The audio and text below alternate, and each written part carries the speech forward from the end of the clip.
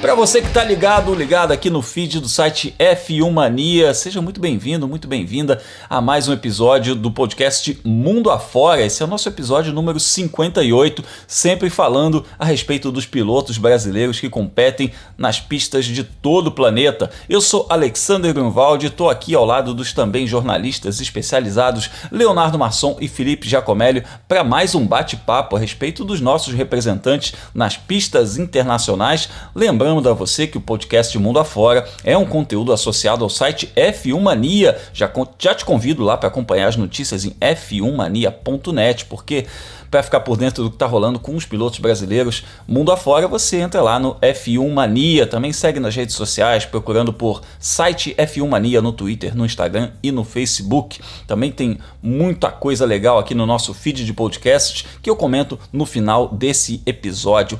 O episódio de hoje está, como é que a gente pode dizer, americanizado. A gente viaja pelo mundo, mas é um fim de semana em que a gente teve muita coisa rolando na América do Norte. Leonardo Masson, um fim de semana muito bom para os Filipes, né? Eu sei que o nosso Felipe Giacomelli é o setorista de Filipes, mas eu começo com você.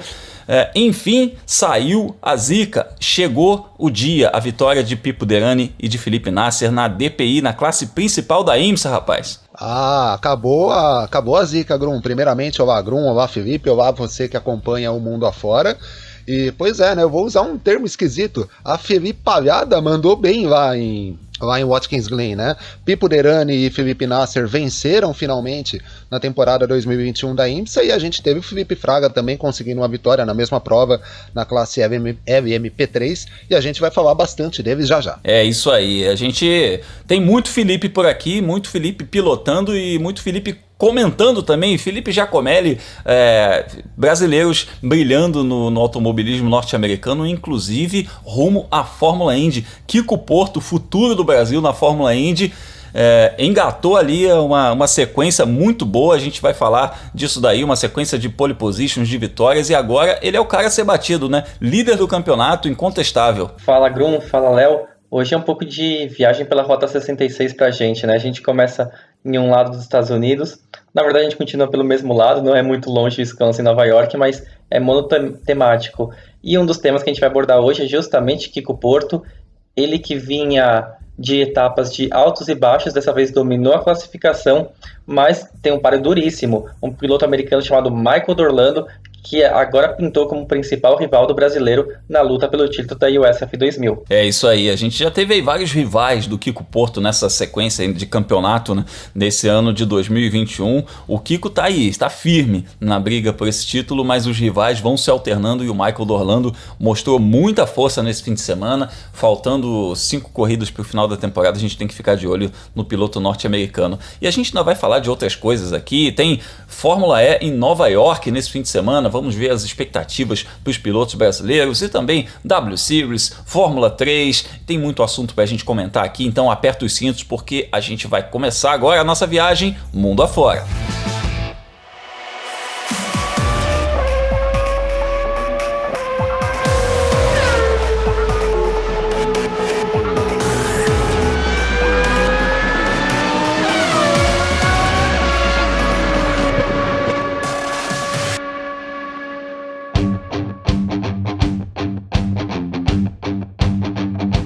A nossa viagem começa pela América do Norte, que é por onde a gente vai passear bastante aqui nesse episódio número 58, e a gente começa falando de endurance lá em Watkins Glen. Aí você pergunta, pô, Bruno, mas você não falou de Watkins Glen na outra semana também? Sim, a IMSA fez 2 etapas seguidas nessa pista, a tradicional prova de 6 horas e depois uma prova de 2 horas e 40. E nesse fim de semana, aliás, a corrida foi na sexta-feira, essa prova de 2 horas e 40 teve uma interrupção por bandeira vermelha, ficou um tempão por conta daquele alerta de raios. É uma coisa que é uma regra que todos os eventos ao ar livre nos Estados Unidos têm que seguir, né? Mesmo que não haja uma chuva intensa, se houver o alerta de raios, eles têm que ser paralisados, e a corrida ficou paralisada por 45 minutos.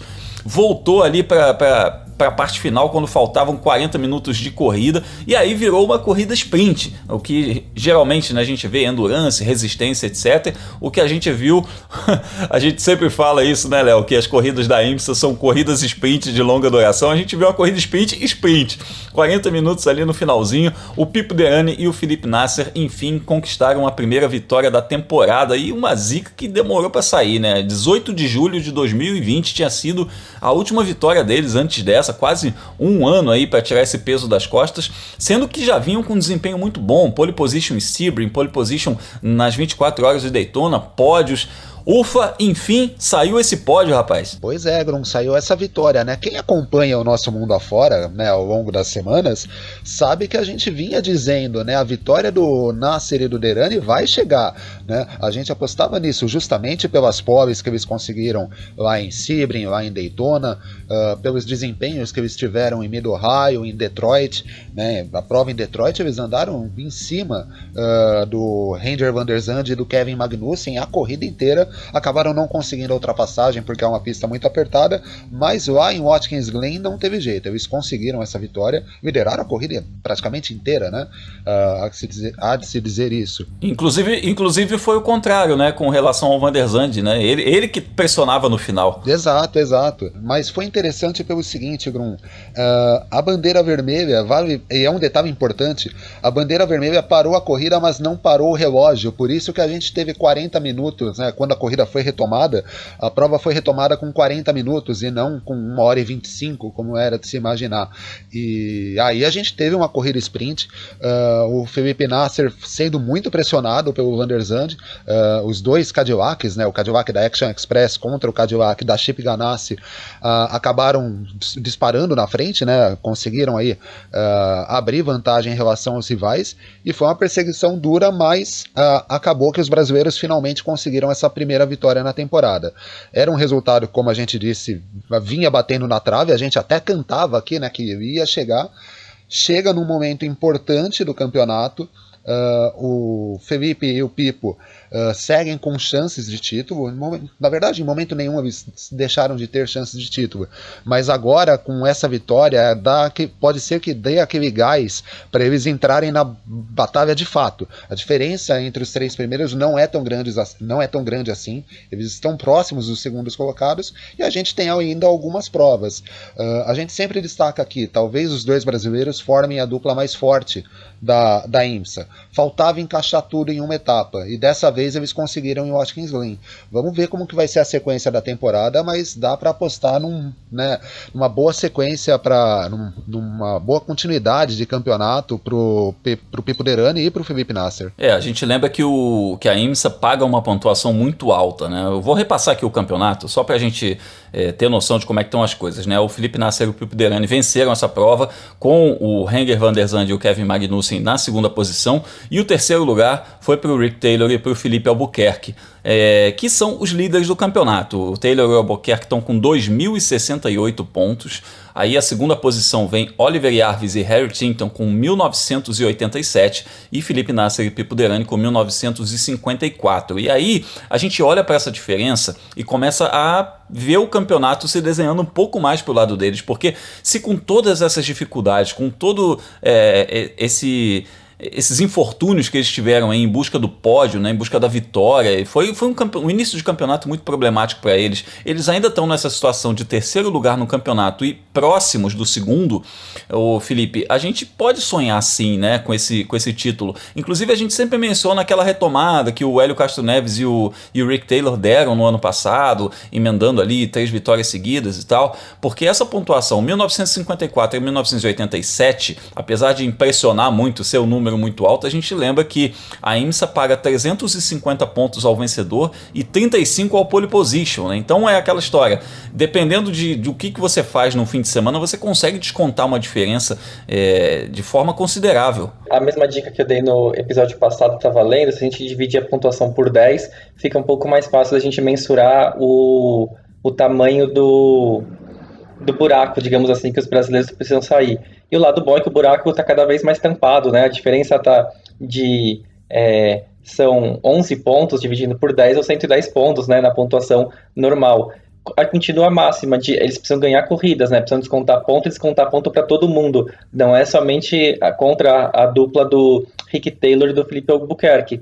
Mas é claro que esse primeiro passo, melhor dizendo, em Watkins Glen, uma vitória que contou um pouco com a sorte, né, da parada nos boxes ter sido feita antes da bandeira vermelha, mas a gente veio falando da IMSA esse ano ter sido bem disputada em termos de estratégia, né? Quando o Cadillac foi o melhor carro, ele foi derrotado na estratégia, e agora a equipe Action Express conseguiu dar o troco nos boxes, né, na hora de chamar os brasileiros para a parada, e deu certo. Então a expectativa que a gente pode ter com relação às próximas etapas é essa união de um box funcionando muito bem com o desempenho, né, o talento dos brasileiros, o arrojo, que eles vêm mostrando desde quando eles iniciaram essa parceria da IMSA já há alguns anos. A gente está vendo aí um campeonato muito parelho. A IMSA tem essa característica, né, dos carros serem muito parecidos, andarem muito próximos, e essa questão da estratégia está sendo a chave aí. Em muitas corridas, a gente viu nessa etapa agora em Watkins Glen,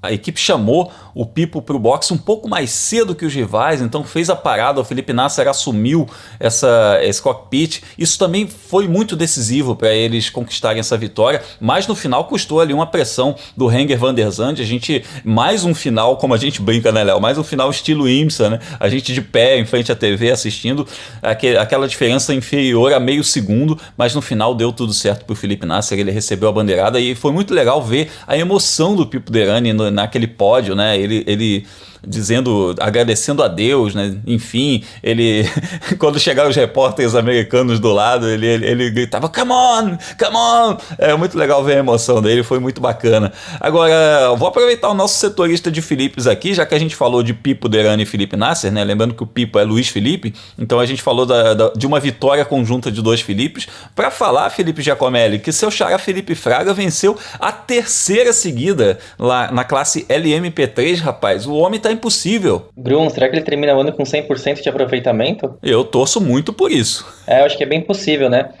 Acho que a grande vantagem do Felipe Fraga e também do Gar Robinson, né, que é o piloto americano que corre ao lado do brasileiro, é que eles correm por uma equipe muito forte, né, que é a Riley. Eles são uma dupla muito forte. O Felipe Fraga, piloto de fábrica, né, da AMG Mercedes nas categorias de GT3, e o Gar Robinson, piloto amador, no sentido, né, de não é uma pessoa que vive do automobilismo, mas comete pouquíssimos erros e também é muito rápido. Então, essa dupla casou. Eles não têm a equalização dos carros, né, não existe balance of performance na LMP3, então a gente pode ver, sim, eles disparando na classificação e partir rumo ao título. É claro, o Felipe Fraga não pode ser campeão desse ano, porque ele não disputou as primeiras etapas do ano, ele teve um problema de visto para entrar nos Estados Unidos a tempo das 24 horas de Daytona, foi substituído por um outro piloto na época, mas aí depois ele voltou para o carro, e agora ele já não sai do carro e não sai do degrau mais alto do pódio, né? É isso, e hoje uma pessoa veio comentar comigo, pô, Bruno, você viu lá o companheiro lá, o Gar Robinson, companheiro do Felipe Fraga, o cara é gordinho, você já viu? O que é isso? Aí eu falei, amigo, mas você sabe quem é que classifica o carro? É ele. Então o homem tá conseguindo pole position e tudo mais, o que importa é o pé pesado ali, é a habilidade ao volante, né, Léo? Não tem muito essa história de estar acima do peso, abaixo do peso, ser homem, ser mulher, o que importa é o cronômetro no fim das contas. Não, o que vale é o relógio e o que vale é a habilidade do piloto para manejar o carro, para pilotar o carro. De fato, o Gar Robinson, digamos, não é o cara mais atlético da face da Terra, mas ele tem acelerado bem, né? E ele é um piloto que já está acostumado a correr as provas da IMSA, né? Desde muito antes da categoria adotar os LMP3 que entraram no campeonato nesse ano. Levando isso em conta e vendo que o Felipe é o companheiro dele, eles entram candidatos à vitória em qualquer prova que a IMSA realizar com esses carros da LMP3. O resultado disso é que nas últimas 3 provas o Fraga, né, mantém esse 100% na IMSA e o Gar Robinson é o líder do campeonato até com alguma vantagem, né? Mesmo com essa pontuação muito grande, né, que às vezes é difícil para a gente compreender, mas o Gar Robinson lidera o campeonato da LMP3 com alguma folga em relação ao segundo colocado. Então é uma dupla forte, o americano também é um bom piloto, né, apesar da forma física, Grum. É isso aí. Eu aproveito, inclusive, para parabenizar Felipe Fraga pelo aniversário, que ele fez aniversário no final de semana dessa etapa, inclusive, né? Completou 26 anos de idade, um piloto que, com essa pouca idade, já tem muita coisa importante no currículo, já foi campeão da Stock Car, já disputou grandes provas, vitórias em corridas importantíssimas. Então é um cara que ainda tem muito chão pela frente, que a gente deseja muito sucesso, muita saúde, muita felicidade. Felipe Fraga, que é ouvinte aqui do nosso podcast Mundo Afora.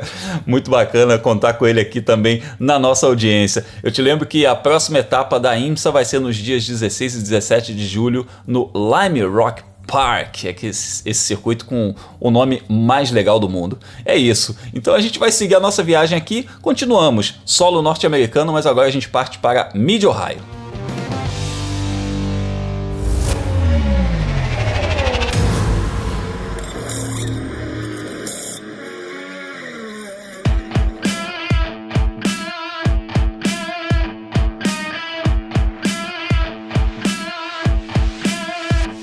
Chegamos a Mid-Ohio para falar de Road to Indy, a escadinha que leva à Fórmula Indy. A gente tem um brasileiro liderando o campeonato da USF 2000, que é o primeiro degrauzinho aí nessa trilha rumo à Fórmula Indy, né? Lembrando sempre para você, começa na USF 2000, sobe para Indy Pro, depois sobe para Indy Lights e aí chega na Fórmula Indy. Na USF 2000 a gente tem Kiko Porto liderando o campeonato, mas aí eu te pergunto, será que a vida de líder de campeonato é tranquila?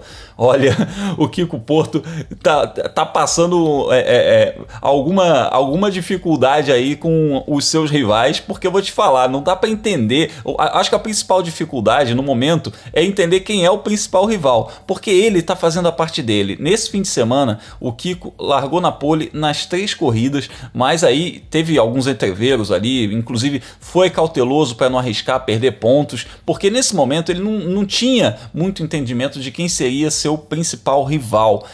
Já passou por um monte de gente essa vaga aí de rival do Kiko Porto nesse campeonato. Já foi do Josh Pearson, já foi do Christian Brooks, já foi do Juven Sandara-Murphy, que é o cara que chegou mais perto dele aí antes dessa etapa, mas nessa rodada tripla que a gente teve agora lá em Mid-Ohio, o Michael Dorlando, que também é um norte-americano, fez um excelente final de semana, né? Ele ganhou 2 corridas, foi segundo na corrida que o Kiko Porto ganhou. Então, a própria estratégia do Michael Dorlando, ele se jogou em cima do Kiko numa das largadas, ele foi pro arrisca tudo, ele foi pro tudo ou nada, e o Kiko já começou a jogar nessa coisa de saber que ele precisa somar pontos, saber que ele precisa estar ali sempre na briga, sempre entre os primeiros colocados, mas não arriscando perder uma etapa, perder uma corrida com 0 ponto. Felipe, já mudou a cabeça, já mudou a mentalidade, e é muito legal a gente ver o Kiko pensando mais no campeonato nesse momento, porque de fato a gente viu o Michael Dorlando muito forte nesse fim de semana, mas pode ser que a gente vá para a próxima etapa lá em New Jersey e venha de novo o Sandara-Murphy, venha outro piloto muito mais forte, e o Kiko, mantendo essa constância dele, ele vai se distanciar ainda mais na liderança do campeonato. Grum, a vantagem de ser líder do campeonato é justamente essa, né? São os outros que têm que correr atrás, os outros que precisam arriscar um pouco mais e os outros que ficam naquela linha tênue entre o que é arriscar e o que é você de repente cometer um erro, terminar lá atrás do pelotão e dar adeus às chances do título. Então é bom que o Kiko agora, né, liderando com alguma folguinha contra o Michael Dorlando, ele tem ele consegue usar mais a cabeça, né, nas corridas, porque ele sabe que uma posição que ele perca em relação ao americano pode não ser tão destruidora, assim, não ser uma catástrofe para ele em termos de luta pelo título. Mas um abandono, né, uma batida ou uma etapa ruim por parte dele, aí sim tem um peso maior, né? A gente não pode esquecer que o Michael Dorlando ele corre pela equipe Cape, que foi uma equipe que o piloto levou um dos seus pilotos ao título da USF 2000 em todos os anos, praticamente desde 2010 ou 2011, né? Eles foram derrotados no ano passado pelo Christian Rasmussen, inclusive o Dudu Barrichello também ganhou dos pilotos da Cape em 2020, mas é uma equipe fortíssima, então a gente não pode considerar que o Michael Dorlando ele é carta fora do baralho. Pelo contrário, talvez vendo esse histórico da Cape dê pra gente pensar que ele talvez seja o favorito ao título e ele não estava correspondendo a essas expectativas que é colocado em cima do equipamento que ele conta, e claro, também o talento do piloto. E o que a gente viu foi que o Kiko Porto, com a experiência acumulada no automobilismo dos Estados Unidos, onde ele já está há 4 anos, praticamente correu durante todo esse tempo pela mesma equipe, né, pela The-Force. Então ali ele tinha um conjunto mais forte, um piloto super talentoso, que também está com a mentalidade muito focada, né, em fazer a carreira nos Estados Unidos, aprender passo a passo, né, a cada pista que ele visita, ele tem melhores resultados em relação ao ano passado. Então nesse cenário a gente talvez tenha visto a inversão, né, o favorito está atrás e o piloto que correria por fora ter disparado no campeonato. Então é uma briga bastante interessante que a gente vai ver nessas próximas etapas. Lembrando que faltam somente 2, né? São 5 corridas pela frente, New Jersey, como você falou, e a volta para Mid-Ohio. E aí, tudo que o Kiko Porto aprendeu agora nesse fim de semana, principalmente nas relargadas, que foram os momentos em que ele perdeu posição para os adversários, ele consiga na etapa decisiva da USF 2000 fazer da forma mais tranquila, digamos, também perfeita, né, para garantir o título. É isso aí, vão ser 2 etapas, mais uma rodada dupla e uma rodada tripla. A última rodada, que é uma rodada dupla, vai ser em Mid-Ohio, que é a pista onde eles correram nesse fim de semana. Então isso também dá um indicativo de quem vai estar forte nessa grande final. E aí, Léo, a gente traz esse retrospecto, né? Foram até agora 13 corridas disputadas nessa temporada. Nas últimas 7, a gente teve 3 vitórias do Kiko Porto e 3 vitórias do Michael Dorlando. Apenas uma corrida não foi vencida por um dos dois, que foi vencida pelo canadense Thomas Nepveux, que não está na briga pelo título, mas a gente vê aí o Kiko muito mais veloz em classificações. Ele fez 3 pole positions também. Isso pode trazer um diferencial para ele nesse momento, porque numa condição em que você larga na frente do seu adversário, o cara tem que correr atrás de você, ele que tem que fazer a ultrapassagem para conquistar pontos, né, já que você é o líder, pode trazer alguma vantagem para o Kiko. Sim, Grum. E aí o Kiko tem, na realidade, 2 vantagens. A primeira, a pole position por si só, né? O piloto, quando larga na pole position, ele, se conseguir manter a primeira posição nos metros iniciais, ele dita o ritmo da corrida. E aí entra a segunda vantagem: o Kiko é o líder do campeonato. Então ele não precisa arriscar muita coisa durante as corridas. Como você disse, o Michael Dorlando, quando partiu para o ataque, né, foi para o arrisca tudo, o Kiko engoliu a ultrapassagem e terminou em segundo lugar. Então ele tem essa cabeça de pensar no campeonato. Quem precisa arriscar é quem vem de trás, né? O Kiko, nesse momento, apesar de a vantagem não ser tão grande no campeonato, né, ela aumentou, mas aumentou 4 pontos, são de 19 pontos agora. O Kiko não precisa arriscar. Como você disse, ele não tem que de repente entrar dividindo curva, arriscar um acidente. O problema são dos outros, né, que precisam chegar na pontuação dele.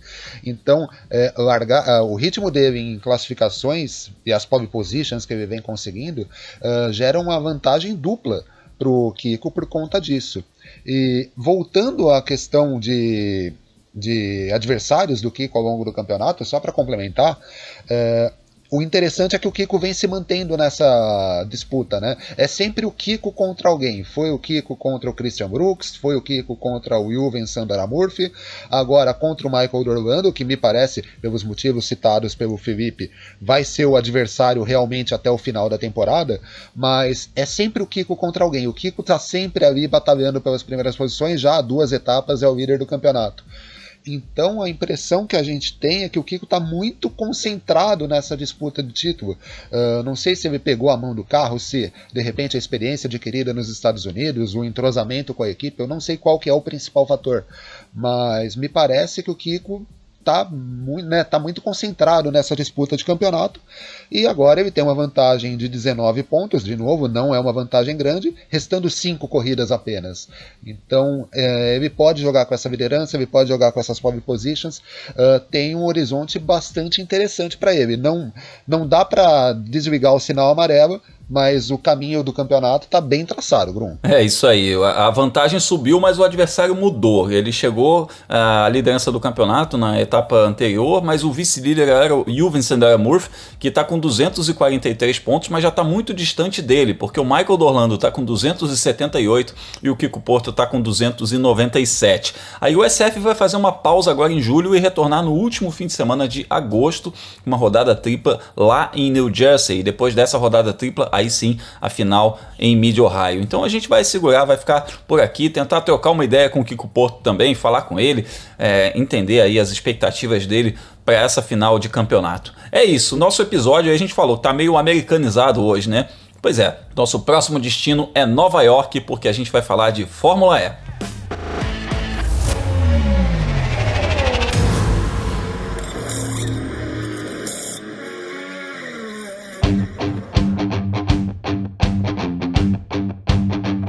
O nosso passeio pela América do Norte, pelos Estados Unidos, agora chega em Nova York, uma das principais cidades do planeta, que vai receber a Fórmula E nesse fim de semana na reta final do campeonato. A gente pode dizer que nesse ano a Fórmula E conseguiu aí um sistema interessante para fazer um campeonato com muitas etapas, né? Fez rodadas duplas por onde passou, exceto em Mônaco, que foi corrida única, mas de resto foi tudo rodada dupla. E agora a gente entra na fase final, as últimas 3 etapas com rodada dupla. Vai ter, além de Nova York, ainda Londres e Alemanha, lá, Berlim, né? A gente vai ter 6 corridas em 3 eventos. E agora, em Nova York, a gente chega com uma perspectiva um pouquinho melhor. Léo, a gente passou esse ano falando muito a respeito da coisa de que o campeonato não estava um campeonato bom para os brasileiros, mas de repente a gente viu o Lucas de Grassi vencendo no México, ufa, acordou com uma vitória muito legal e a gente foi olhar para a pontuação, puxa vida, 13º lugar, tá longe ainda do líder, só que aí a gente olha para a pontuação, 13º lugar com 39 pontos e o líder Eduardo Mortara tá só com 72. O campeonato tá vivo pro Lucas, Léo? O campeonato tá vivo pro Lucas, sim, Grum, porque, vamos falar o português, claro, o campeonato tá muito doido na realidade, né? Ninguém consegue vencer corridas seguidas, como a gente viu naquele festival de Berlim, o Antônio Félix da Costa fazer no ano passado. Sempre que um piloto toma a liderança do campeonato, ele acaba tendo um final de semana ruim na etapa seguinte e perde essa liderança. Tanto é que no último episódio a gente falou da geração holandesa, né, do Robin Frijns e do Nick de Vries ponteando o campeonato. E hoje a gente tem o Eduardo Mortara na liderança do campeonato com 10 pontos de frente para o Robin Frijns. Sobre o Lucas, a gente dizia, né, num campeonato que estava esquisito, a gente sabia que o desempenho da Audi era bom, chegamos a comentar que a Audi talvez fosse ali uma das principais forças do grid, mas o Lucas e o René Rast não conseguiam converter isso em pontos, né? E de repente veio o final de semana de Puebla, o Lucas conseguiu uma vitória na corrida do sábado, né, na primeira corrida do final de semana, e aí a gente olha na tabela do campeonato, como você disse, poxa, 13º lugar, né, tá meio longe. Só que na pontuação não é tão assim. Ele aparece hoje 33 pontos atrás do Eduardo Mortara. E o campeonato paga, se você considerar a rodada dupla, né, a gente tem pelo menos 50 pontos nas corridas como pagos por final de semana, fora a pontuação por pole position, fora a pontuação por volta mais rápida. Ou seja, o Lucas está muito vivo no campeonato, sim.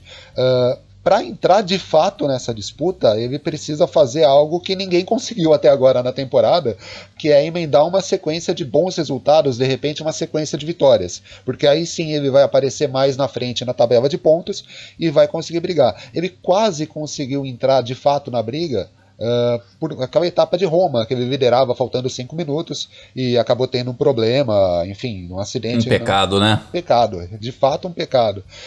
Não fosse aquilo, fazendo uma conta boba, o Lucas teria mais 25 pontos, eu não sou tão bom de matemática assim, mas ele estaria agora com 64 pontos. Seria o vice-líder do campeonato, 8 pontos atrás do Mortara. Mas acontece, como a gente disse, todo mundo vem tendo problema nessa temporada, faltam 6 corridas, então há tempo para conseguir se recuperar e vamos ver o que ele consegue fazer. Capacidade para ter bons resultados e um carro bom o Lucas tem, agora é ver como que a etapa se desenha. E quando você falou que o campeonato tá muito doido, eu lembrei daquelas chamadas de sessão da tarde, lembra? Que fala assim, essa galera da pesada vai aprontar as mais loucas confusões, uma turma do barulho. No caso aí não é uma turma do barulho, né? Porque eles não têm barulho, né? O campeonato de carros elétricos não tem barulho. Mas, Felipe, realmente o pessoal tá aprontando as mais loucas confusões aí, as corridas estão muito agitadas dentro e fora da pista também, tem negócio de muita punição, tá rolando, às vezes o resultado é alterado com horas de diferença em relação à bandeirada, é uma situação em que o piloto cabeça ele se sobressai, e nesse sentido tanto o Lucas de Grassi, né, ele já é comprovadamente um piloto com esse perfil, ele é um cara que é aguerrido, agressivo e tal, mas ele é um piloto com uma inteligência muito grande na leitura de corrida e tal, mas também o próprio Sérgio Sete Câmara, né? Então os próprios resultados dele em outras categorias, divisões de base, a gente viu uma vitória dele uma vez na Fórmula 2 em Abu Dhabi, que foi totalmente no gerenciamento dos pneus, então os adversários foram ficando pelo caminho, o Serginho não parecia o piloto mais rápido, mas foi o piloto que fez a melhor leitura na coisa do desgaste dos pneus. Os dois brasileiros têm esse perfil de fugir de confusão, isso pode ser também uma coisa muito boa para eles nessa reta final de campeonato, concorda? Grum, e ainda reta final de campeonato, a gente sabe que o desespero começa a bater nos pilotos que lutam pelo título, que estão ficando um pouquinho mais para trás, e também nos pilotos que não têm contrato, né, para o ano seguinte. Então, ter a cabeça no lugar, conseguir fazer uma corrida limpa, sem punições, sem cometer erro, indo para o attack mode no momento certo, né, aquele que você tem uma pequena vantagem para o carro de trás, para você não perder a posição, é fundamental para ter um bom desempenho agora. Isso a gente espera que os dois brasileiros consigam fazer nessa etapa. Quanto ao Lucas de Grassi, é impossível a gente não falar de Roma, né? Porque mudaria muito o panorama do campeonato, embora a gente esteja um pouco na expectativa de ver o Lucas melhorar o desempenho dele nas classificações, que tem sido o calcanhar dele de Aquiles nessas 2 últimas temporadas. Mas quando ele está largando mais na frente, como foi o caso em Puebla, a gente viu que ultrapassar adversários, o chegar na frente não é um problema para o brasileiro. O Sérgio Sete Câmara, por outro lado, o momento é um pouco mais complicado para ele, porque o novo carro da Dragon Penske não tem rendido o esperado, né? A gente falou que ele ia começar o ano com o equipamento da temporada passada, conseguiu um bom desempenho na Arábia Saudita com esse carro mais antigo, mas aí chegou o equipamento novo e não teve esse salto de qualidade da equipe. E para piorar ou para melhorar, a gente vai ver o que vai acontecer nesse fim de semana. O Nico Miller, né, que era o antigo companheiro de equipe dele, deixou a Dragon Penske. Agora o Joel Eriksson foi efetivado como o novo companheiro de equipe do brasileiro. São 2 pilotos que eles conhecem bem, porque eles dividiram a equipe em Motopark.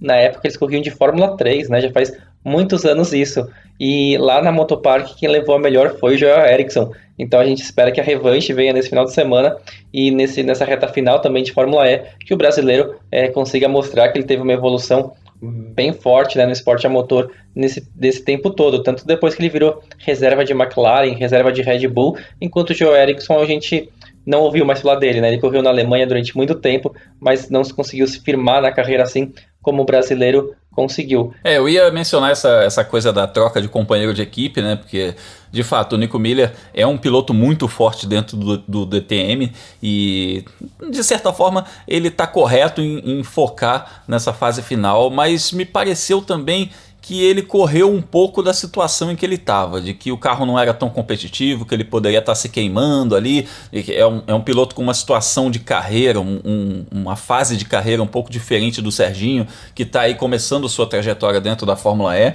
E o Nico Miller acabou pedindo boné e indo embora para a chegada do Joel Eriksson. Mas eu confio aí no Serginho nessa briga interna aí, que é o que resta, né? Porque o Serginho está em 21º no campeonato com 12 pontos, não tem aí grandes pretensões com relação a top 10 do campeonato.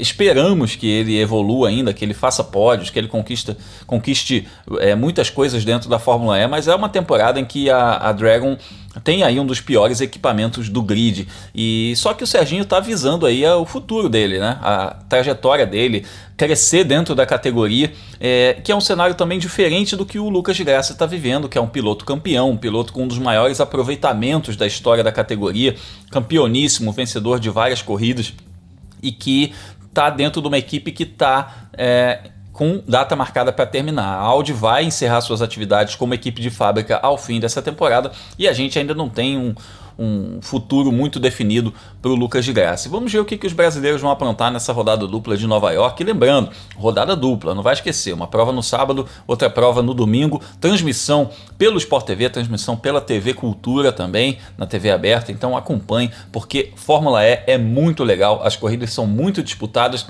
e não é porque não tem barulho que não deixa de ser uma corrida muito bacana. Então vamos ficar de olho nos pilotos brasileiros, Sérgio Sete Câmara e Lucas de Grassi, dentro da etapa do E-Prix de Nova York da Fórmula E.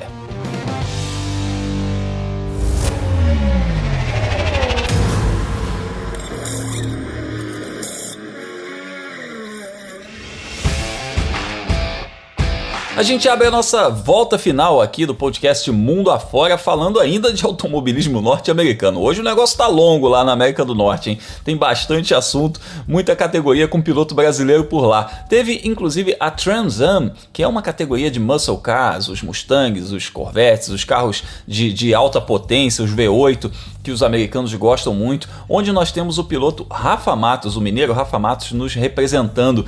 Ele foi desclassificado por uma irregularidade no carro e teve que largar em último, escalou o pelotão de 36 carros e chegou em terceiro lugar. E esse resultado ajudou a abrir vantagem no campeonato, porque o Rafa já tinha chegado lá como o líder do campeonato. Então agora ele está com 172 pontos contra 143 do Mike Skin e 110 do Thomas Merrill. Então parece que o título vai ficar ali realmente entre o Rafa Matos e o Mike Skin.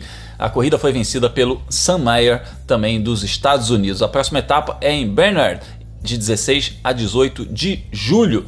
Lá nos Estados Unidos ainda a gente teve mais um fim de semana com a SRX, aquele campeonato com carros estilo NASCAR, um campeonato meio show, disputado sábado à noite, em que nós temos dois brasileiros, o Hélio Castro Neves e o Tony Kanaan.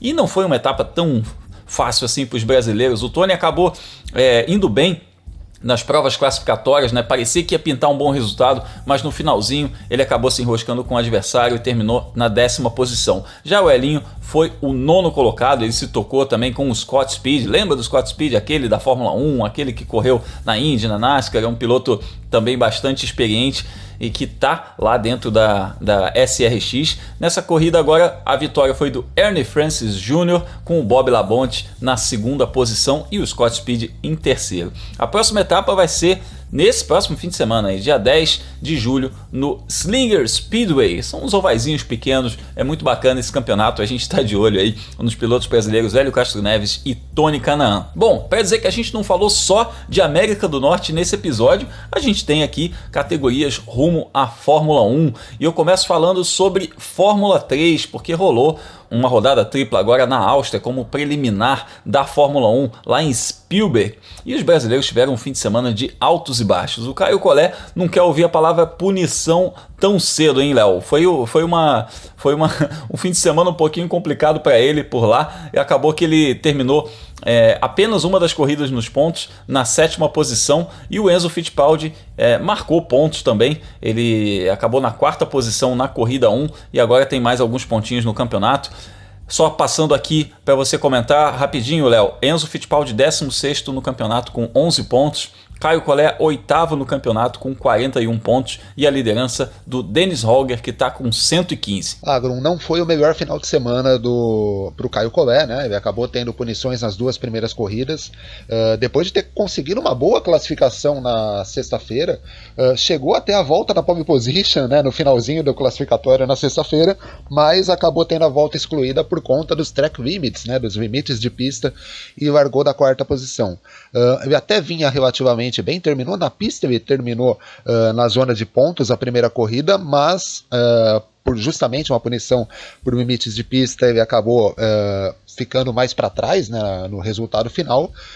A segunda corrida ele teve um treveiro justamente com o Enzo Fittipaldi, né, e acabou punido também, fora dos pontos. E na terceira, que a gente imaginava que ele pudesse brigar até pela vitória, né, a prova do domingo é a que você larga da posição conquistada lá na sexta-feira, ele teve um problema na largada, o carro dele simplesmente apagou na hora do sinal verde, né? Ele caiu para a 29ª posição e aí fez uma senhora corrida de recuperação, terminando em 7º, né? Mas para efeito de campeonato, o 7º lugar não adianta muito, ele desceu um pouco na classificação, o 8º colocado com 41 pontos, como você disse. Verdade seja dita, não perdeu nenhum ponto nessa etapa para o companheiro de equipe dele, o Vitor Martin, mas pensando em título, ficou distante, né? O Dennis Holger, como você disse, aparece com 115 pontos, apesar de a gente ter mais 4 rodadas triplas no campeonato, mas a gente tem que admitir que ficou longe para o Caio. Não tem muito o que fazer, é batalhar para conseguir um bom resultado na próxima etapa, ver o que aconteceu de errado nessa para não repetir nas próximas e tentar essa recuperação, Grum. Com o Enzo Fittipaldi, acabou que essas punições que prejudicaram o Caio na primeira corrida ajudaram o Enzo a conseguir uma 4ª posição. E ele conseguiu os primeiros pontos dele na temporada. A situação do Enzo é um pouco diferente, ele não tem um equipamento que permita ele brigar por pontos sempre, mas conseguiu os primeiros, né, conseguiu aí os primeiros pontos dele.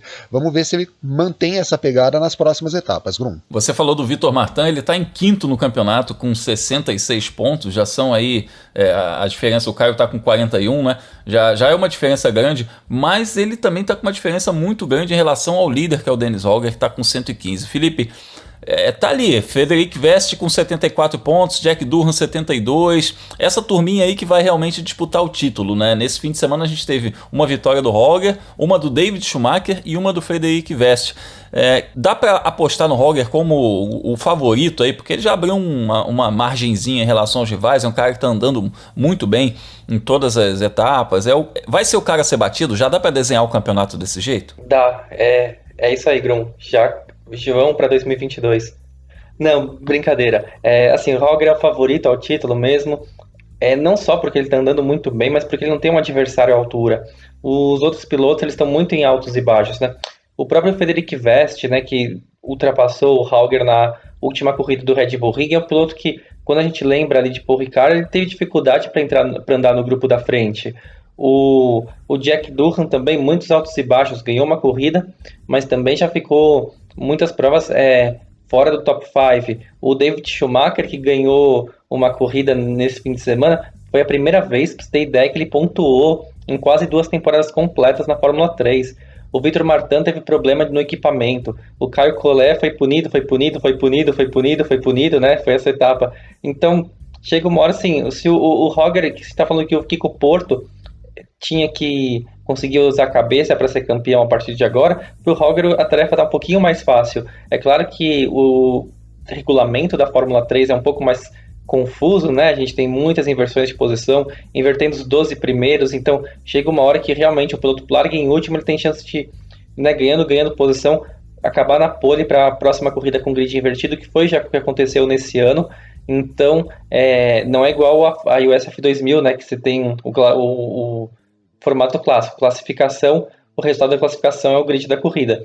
Mas, acho que o Holger já, se ele não pisar na bola, não escorregar numa casca de banana, nada assim, o título já está com o nome dele. Eu destaco outra coisa, é um formato novo que a gente está vendo esse ano, mas com essa inversão de grid, com 12 primeiros invertendo, depois inverte os 12 de novo e tal, mas a gente só teve 3 equipes vencendo, né? São 10 equipes dentro da categoria, a gente só teve vitória de 3 equipes, da Arte Grand Prix, da Prema e da Trident, ou seja, não saiu muito desse grupo aí, desses pilotos que estão nessas equipes, né? As vitórias não saíram das mãos deles, então a gente não tem muita esperança também de que outros competidores de outras equipes possam fazer um pouco de sombra nesses competidores que já ganharam essas corridas até o momento. Foram 3 rodadas triplas, né? 9 corridas disputadas, a gente teve aí a Prema ganhando 4, a Arte ganhando 3 e a Trident ganhando 2.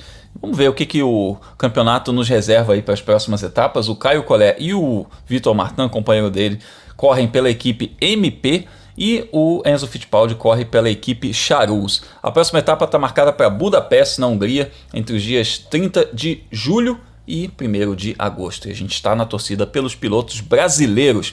E já que a gente está falando de rumo à Fórmula 1, já que a gente está falando das categorias que foram preliminares da Fórmula 1 na Áustria, também rolou W Series com a brasileira Bruna Tomazelli conquistando seus primeiros pontos, uma corrida que foi vencida pela atual campeã da categoria e companheira de equipe dela, né, a Jamie Chadwick. A Bruna largou na 3ª posição e terminou em 5º lugar. Amigos, rapidinho, temporada de aprendizado para a Bruna, mas fiquei muito feliz de ver a Bruna dando conta do recado, andando ali no top 5 nessa corrida, nessa segunda corrida disputada na Áustria. Olha, Grum, eu esperava que a Bruna fosse ter um desempenho melhor nessa etapa do que ela teve na primeira rodada, que também foi lá no Red Bull Ring.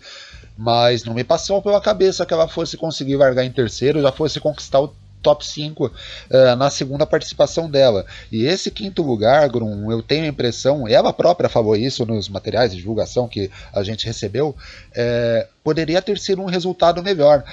Logo na largada, a Beitske-Visser, né, partiu da segunda posição, o carro dela apagou.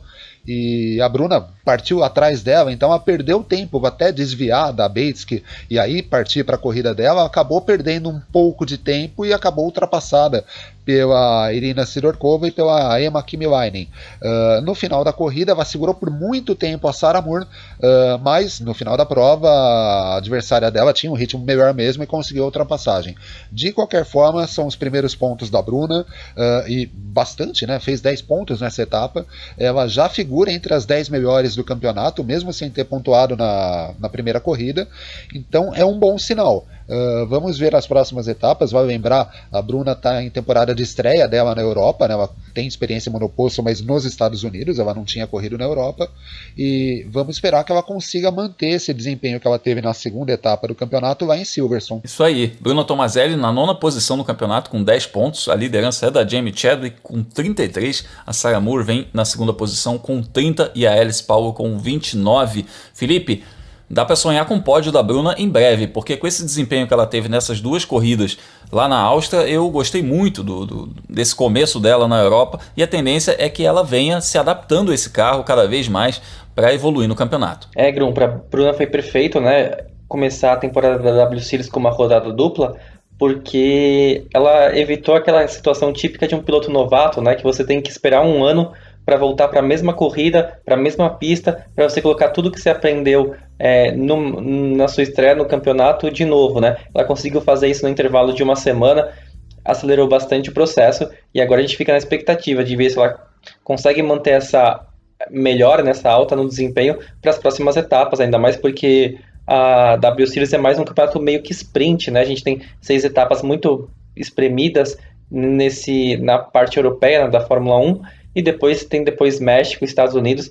México a gente ainda precisa ver se realmente a corrida vai acontecer. Ao que tudo indica, vai sim, mas tá um pouquinho cedo, né, pra gente ter uma noção do que será essa parte final da temporada por tudo que está acontecendo no mundo. A gente já teve cancelamento do GP da Austrália e tem aí outras, né? As corridas das Américas, né? México, Estados Unidos, Brasil, a gente ainda não sabe o que vai acontecer, e a W Series aparece como preliminar de algumas delas. Mas a boa notícia é que nesse fim de semana já tem W Series novamente lá em Silverstone, preliminar da Fórmula 1. Nesse fim de semana não, no outro fim de semana. A gente veio de 3 finais de semana seguidos de Fórmula 1, né? Agora tem um fim de semana de pausa, e aí vem o outro fim de semana com Fórmula 1 lá em Silverstone, GP da Inglaterra, e a W Series vai fazer a preliminar no dia 17 de julho, e a gente vai ficar de olho nisso lá na Agenda da Velocidade, certo? Isso mesmo, Grum. Sempre quando tiver carro na pista tem a Agenda da Velocidade publicado na quinta-feira no meu site, né? A Agenda da Velocidade é um post que eu coloco com o horário, o resultado e onde assistir as corridas do fim de semana. E aí também, assim, se a pessoa perder, por exemplo, um treino, uma corrida, porque, né, final de semana também tem outros compromissos, eu coloco lá um linkzinho para o resultado, né, para a página oficial da categoria ou para o PDF de cronometragem, e é só voltar no site que você consegue ver o resultado do seu piloto favorito e como que ele está na briga pelo título, né? Para o meu site, o World of Motorsport, ou também dá para acessar ele por felipegiacomelli.com. E eu também coloco o link da agenda e dos outros posts que eu faço nas redes sociais. Aí é só me procurar por Felipe Giacomelli, tanto no Twitter quanto no Instagram. E eu dou uma dica aqui, você quer receber a Agenda da Velocidade toda semana no seu WhatsApp? Entra lá no nosso grupo Mundo Afora, no WhatsApp, que tem mais de 100 pessoas lá, trocando ideia a respeito dos pilotos brasileiros que competem no automobilismo internacional, e o Felipe Giacomelli joga o link da Agenda da Velocidade por lá para você ficar por dentro de tudo. Não sabe como entrar no nosso grupo? Faz o seguinte, entra lá no meu Twitter, Fórmula Grum, porque tem um tweet fixado com o link para você entrar no nosso grupo. Ah, você não tem Twitter, só tem Instagram, tudo bem, me chama lá no direct que eu mando o link para você trocar uma ideia com a gente. Léo, a gente troca muita ideia de alto nível por lá, né, rapaz? A gente fala bastante por lá, viu, Grum? Aliás, vem aí mais uma Race Week, né? E aí você pergunta, não tem Fórmula 1 nesse final de semana? Não é porque não tem Fórmula 1 que não tem Race Week, não. A gente vai acompanhar a Fórmula E, tem as categorias nacionais, né, Grum? Tem Stock Car em Cascavel nesse final de semana, você vai estar por lá. E a gente vai acompanhar tudo isso, tanto para o F1 Mania, quanto para as plataformas digitais da revista Racing, e também contigo, né, lá no Fórmula Grum no YouTube. YouTube e no grupo do Mundo Afora no WhatsApp. Faz o seguinte, gente, a gente conversa bastante pelas redes sociais também. Quem quiser me seguir, acompanhar um pouco do que a gente produz, um pouco do que a gente faz, digita Leonardo Marçom no Facebook, no Instagram ou no Twitter, que a gente conversa bastante por lá também. É isso aí, é um papo de altíssimo nível, pessoal que gosta realmente de automobilismo, que olha, automobilismo é muito mais que Fórmula 1. Se você só assiste Fórmula 1 e acha que você já está satisfeito, já tá bom de automobilismo para mim, olha, eu te falo, você faz as escolhas que você quiser, você não é obrigado a assistir nada, mas eu te garanto que você tá perdendo muita corrida boa por aí, porque olha, IMSA, Fórmula E, tem muita categoria legal para você assistir, falando como o Léo mencionou na Stock Car também, tem muita coisa boa por aí, e esse fim de semana também tem muita corrida legal para você acompanhar. Então entra lá e troca uma ideia com a gente no grupo Mundo Afora. Eu tô no YouTube como Fórmula Grum, né? Entra lá, youtube.com/Fórmula Grum, se inscreve lá no meu canal, porque tem muita coisa bacana. Eu coloquei essa semana um vídeo do Pipo Derani mostrando o volante do Glickenhaus, do hipercarro com o qual ele vai disputar as 24 horas de Le Mans. Tem muita coisa interessante para você que curte pilotos brasileiros no automobilismo internacional. E eu, inclusive, te convido a trocar uma ideia nas redes sociais. Me procura lá no Instagram, no Twitter, por Fórmula Grum, para a gente conversar a respeito. E aqui no F1 Mania, eu te convido também a ouvir os outros podcasts a casa, né? Tem o Full Gas Podcast semanalmente com o Gabo Carvalho e o Gabriel Lima falando sobre o universo das duas rodas, MotoGP e as competições de motociclismo. E diariamente, segunda a sexta, Carlos Garcia e Gabriel Gavinelli trazem as notícias do mundo da velocidade no F1 Mania em ponto. É isso aí, então ativa as notificações aqui para você ficar sabendo quando tem podcast novo no ar. Valeu, Léo, valeu, Felipe, valeu você que nos ouviu até aqui. Próxima semana estaremos juntos novamente com mais uma conversa, mais um bate-papo aqui sobre os pilotos brasileiros que competem mundo afora. Um forte abraço e até a próxima!